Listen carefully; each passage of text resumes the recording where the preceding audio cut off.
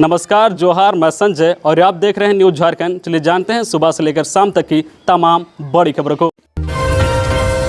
11वीं की गणित जीव विज्ञान की परीक्षा रद्द। अब सेकेंड टर्म में 11वीं की गणित और जीव विज्ञान की हुई पहले टर्म की परीक्षा को रद्द कर दिया गया है।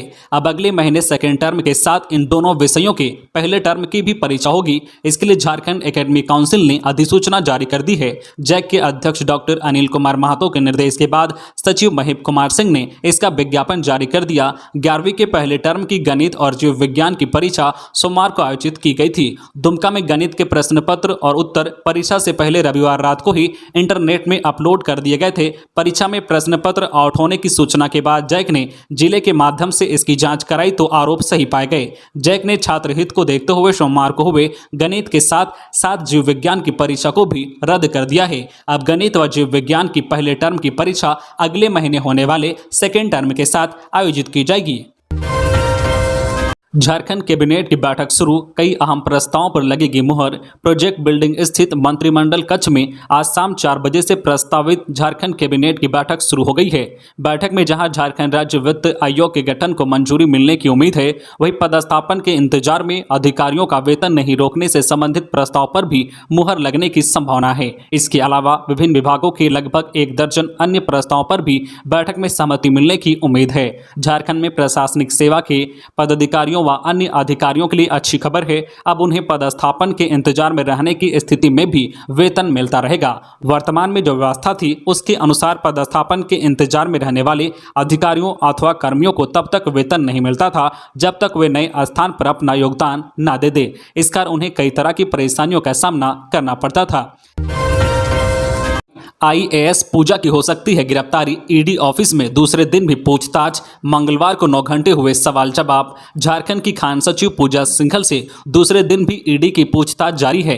मंगलवार को 9 घंटे की पूछताछ के बाद आज बुधवार 10:45 पर वह ईडी के दफ्तर पहुंची। आज वह अकेले यहां आई है। इसी बीच उनसे बात करने की कोशिश भी की गई, लेकिन इस मामले पर कुछ भी बोलने से वे बचती रही। वही ईडी सूत्रों की माने तो बुधवार को उनसे उनके सीए के घर से मिले 17 करोड़ रुपए और पल्स हॉस्पिटल से संबंधित मामलों में पूछताछ हो सकती है। आय से अधिक मामले में पूजा सिंघल की ओर से मंगलवार को कोई स्पष्ट जवाब नहीं दिया गया था। हर मामले में वो खुद को निर्दोष बताती रही। इस मामले में ईडी उन्हें अरेस्ट भी कर सकती है। वहीं झारखंड सरकार ईडी की रिपोर्ट का इंतजार कर रही है। रिपोर्ट के आधार पर कार्रवाई की जा सकती है। एक्सपर्ट की माने तो पूजा सिंघल को सस्पेंड करने के लिए सरकार के पास पर्याप्त आधार हैं। इसके आधार पर उन्हें सस्पेंड किया जा सकता है। सीएम ने इस मामले पर आला अधिकारियों से बातचीत भी की है। पश्चिमी सिंहभूम के चक्रधरपुर में सनसनीखेज मामला, पिता ने 2 बच्चों को जमकर पीटा, गला दबाकर मार डाला, फिर खुद लगा ली फांसी। पश्चिमी सिंहभूम जिले के चक्रधरपुर में सनसनीखेज मामला सामने आया है। इंदकाटा गांव में एक पिता ने अपने 2 बच्चों की बेरहमी से पिटाई की। इसके बाद गला दबाकर दोनों की हत्या कर दी। घटना को अंजाम देने के बाद आरोपी ने फांसी लगाकर आत्महत्या कर ली। घटना के बाद इलाके में मातम छा गया है। परिवार के लोगों का रो रो कर बुरा हाल है। घटना की सूचना मिलने के बाद मौके पर पहुंची चक्रधरपुर पुलिस ने तीनों शवों को कब्जे में लेकर पोस्टमार्टम के लिए भेज दिया है। अब तक की जांच में पता चला है कि घटना पारिवारिक विवाद के कारण हुई है।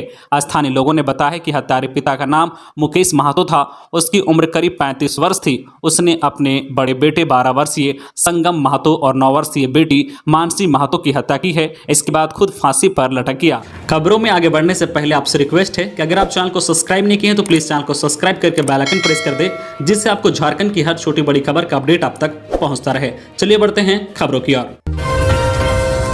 चतरा में सड़क हादसा, बाराती गाड़ी हुई दुर्घटनाग्रस्त, 6 जख्मी, हालत गंभीर, किए गए रेफर। चतरा में सड़क हादसा हुआ है। सदर थाना क्षेत्र के संगरी घाटी के समीप मंगलवार की रात एक बाराती गाड़ी दुर्घटनाग्रस्त हो गई है। इस घटना में वाहन पर सवार 6 लोग गंभीर रूप से घायल हो गए हैं। इनमें बुजुर्ग, बच्चे व महिला शामिल हैं। स्थानीय लोगों की मदद से सभी घायलों को इलाज के लिए सदर अस्पताल भेजा गया, जहां प्राथमिक उपचार के बाद सभी घायलों को रिम्स रेफर कर दिया गया है। घटना की जानकारी मिलते ही सदर थाना प्रभारी दल बल के साथ घटनास्थल पर पहुंचकर दुर्घटनाग्रस्त वाहन को कब्जे में लेते हुए सदर थाना ले आई, जबकि घटना में घायलों की शिनाख्त करते हुए परिजनों को सूचना दी। जानकारी के अनुसार बारात में शिरकत करने के लिए स्कॉर्पियो पर 6 लोग सवार होकर जोरी जा रहे थे। संगरी घाटी के समीप पहले से दुर्घटनाग्रस्त वाहन खड़ी थी। तीखा मोड़ के कारण स्कॉर्पियो चालक वाहन को नहीं देख पाया और पीछे से सीधा टक्कर मार दी। इससे वाहन के परखच्चे उड़ गए, जबकि वाहन में सवार चालक समेत 6 लोग गंभीर रूप से जख्मी हो गए। बरसात से पहले रांची शहर में नालियों की होगी सफाई। बारिश से पहले सभी 53 वार्डों की नालियों को रांची नगर निगम साफ करेगा। बड़े नालों को प्राथमिकता के आधार पर साफ किया जाएगा। गुरुवार से निगम युद्ध स्तर पर सफाई का अभियान शुरू करेगा।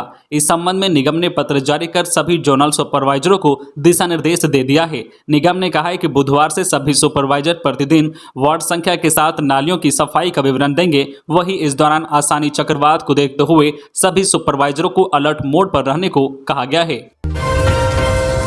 मनरेगा लाभुकों को बनाए आत्मनिर्भर। राजेश्वरी बी मनरेगा आयुक्त राजेश्वरी बी की अध्यक्षता में मंगलवार को मनरेगा की योजनाओं के सफल क्रियान्वयन की योजनाओं पर बैठक हुई। उन्होंने मनरेगा की योजनाओं से लाभुकों को आत्मनिर्भर बनाने को कहा है।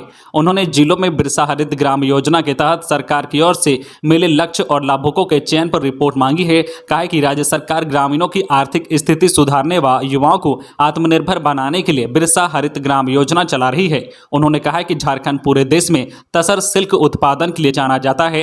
झारखंड के कुछ जिलों जैसे सरायकेला खरसावां, पश्चिमी सिंहभूम, गोड्डा में परंपरागत रूप से वहां के ग्रामीण तसर कीट का पालन और सिल्क उद्योग से जुड़े हुए हैं। अब सरकार के द्वारा भी भारत सरकार के संस्थान IINRG के तकनीकी सहयोग और परामर्श से मनरेगा योजना अंतर्गत तसर कीट पालन के लिए अर्जुन के पौधे का रोपण किया जा रहा है। अनगढ़ा माइंस लीज मामला नोटिस का जवाब देने के लिए निर्वाचन आयोग ने सीएम हेमंत सोरेन को दिया 20 मई तक का समय। निर्वाचन आयोग इसी ने माइंस लीज प्रकरण में सीएम हेमंत सोरेन को स्पष्टीकरण देने का समय बढ़ा दिया है। अब मुख्यमंत्री 20 मई तक इसी को जवाब दे सकते हैं। सीएम ने सोमवार को इसी को भेजे गए पत्र में 1 महीने का समय मांगते हुए कहा था कि उनकी मां बीमार है, वह अभी हैदराबाद में भर्ती है। वे भी पिछले दिनों अस्पताल में ही थे, उन्हें फिर से हैदराबाद जाना होगा। ऐसे में मानवीय आधार पर राहत देते हुए 1 महीने का समय दिया जाए। इस आग्रह के बाद निर्वाचन आयोग ने उन्हें 10 दिनों की मोहलत दी है। इस निर्णय की जानकारी फैक्स से भेज दी गई है। जानकारी के अनुसार आज 11 मई को हो रही कैबिनेट की बैठक के बाद मुख्यमंत्री फिर से हैदराबाद जा सकते हैं। 13 मई को उनकी मां रूपी सोरेन के ऑपरेशन की संभावना है। गौरतलब है कि 2 मई को निर्वाचन आयोग ने मुख्यमंत्री को नोटिस भेजते हुए 10 मई तक स्पष्टीकरण का जवाब देने के लिए कहा था, जिसके जवाब में सीएम ने सोमवार को 1 महीने का समय देने के लिए आग्रह किया था। झारखंड पंचायत चुनाव में किस्मत आजमा रहे प्रत्याशी के घर बमबाजी, फैली दहशत। झारखंड पंचायत चुनाव में बतौर प्रत्याशी अपनी किस्मत आजमा रहे तैयब अली नामक व्यक्ति के घर पर मंगलवार देर रात स्कॉर्पियो सवार अपराधियों द्वारा बमबाजी की गई है। बमबाजी के कारण घर की दीवार क्षतिग्रस्त हो गई है, जबकि घर के परिसर में एक जिंदा बम भी बरामद किया गया है। बता दी कि तैयब अली जमीन खरीद बिक्री का काम भी करते हैं। वही इस घटना के बाद से पूरे इलाके में दहशत का माहौल बन गया है। बमबाजी के बाद से लोग डरे समय हैं।